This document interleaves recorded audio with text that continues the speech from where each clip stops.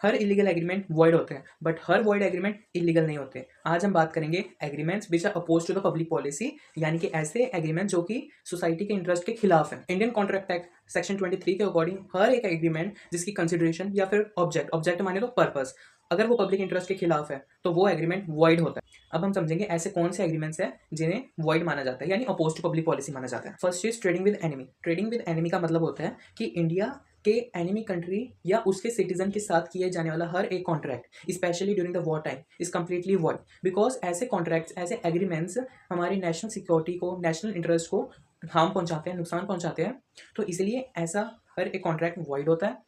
For example, war के time पे India की कोई एक कंपनी ने एनिमी कंट्री को गुड सप्लाई करने का एग्रीमेंट किया हुआ था, तो ऐसा एग्रीमेंट वॉइड होगा, वो ऐसा नहीं कर सकती। सेकंड है स्टिफलिंग प्रोसिक्यूशन। स्टिफलिंग प्रोसिक्यूशन का मतलब ये है कि क्रिमिनल केसेस को पैसे या बेनिफिट्स के बदले खरीद लेना, मतलब आप क्रिमिनल जस्टिस खरीद रहे हो। ऐसा आप नहीं कर सकते, क्योंकि लॉ कहता है क्राइम सिर्फ इंडिविजुअल के अगेंस्ट नहीं होता, ये पूरी सोसाइटी के अगेंस्ट होता है। तो आप ऐसे क्रिमिनल केसेस खरीद नहीं कर सकते, मतलब विड्रॉ नहीं कर सकते पैसे के बदले।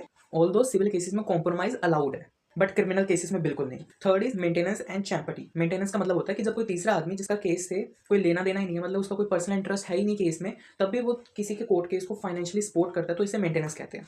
इंडिया में मेंटेनेंस ऑटोमेटिकली इलीगल नहीं होती, बट ये इलीगल या वॉइड मानी जाती है अगर वो किसी के अनफेयर के लिए की जा रही है या फिर उसके जस्टिस के खिलाफ की जा रही है, तो ये वॉइड होगी। और दूसरा है इसका चैम्पटी। चैम्पटी एक मेंटेनेंस का एडवांस फॉर्म है, मतलब कि इसमें जो सपोर्टर होता है, जो कोर्ट केस जो केस को सपोर्ट कर रहा है, वो बदले में प्रॉपर्टी या कॉम्पनसेशन मांगता है। ऐसा एग्रीमेंट अनरीजनेबल हो या फिर एक्सप्लॉइटिव हो, तो ऐसे एग्रीमेंट को वॉइड माना जाता है। फोर्थ है trafficking in public offices and titles. इसका मतलब होता है कि पब्लिक ऑफिसेज या फिर गवर्नमेंट जॉब्स को पैसे के बदले में खरीद लेना, इसका मतलब होता है ट्रैफिकिंग। ट्रैफिकिंग के सारे एग्रीमेंट्स वॉइड इसलिए माने जाते हैं क्योंकि गवर्नमेंट जॉब्स, प्रमोशन और जो टाइटल्स हैं वो ऑनेस्टी और मेरिट बेस पे होनी चाहिए, ना कि पैसे के बदले में मिलने चाहिए। तो ऐसे सारे एग्रीमेंट्स वॉइड होते हैं। फॉर एग्जाम्पल, पैसे के बदले में अगर कोई पब्लिक रिकग्निशन चाहता है या फिर कोई रिवॉर्ड चाहता है लाइक पद्म विभूषण, तो ऐसा करना वॉइड है। ये सिर्फ ऑनेस्टी के बेस पे या फिर मेरिट के बेस पे मिलने चाहिए। और ऐसे एग्रीमेंट्स कंट्री में करप्शन प्रमोट करता है, इसलिए ये सारे एग्रीमेंट्स वॉइड माने जाते हैं। इस वीडियो में सिर्फ इतना ही, और बाकी एग्रीमेंट्स हम पार्ट 2 में कवर करेंगे। तो बाकी ऐसे ही सीए फाउंडेशन के कॉन्सेप्ट समझने के लिए फॉलो जरूर करना।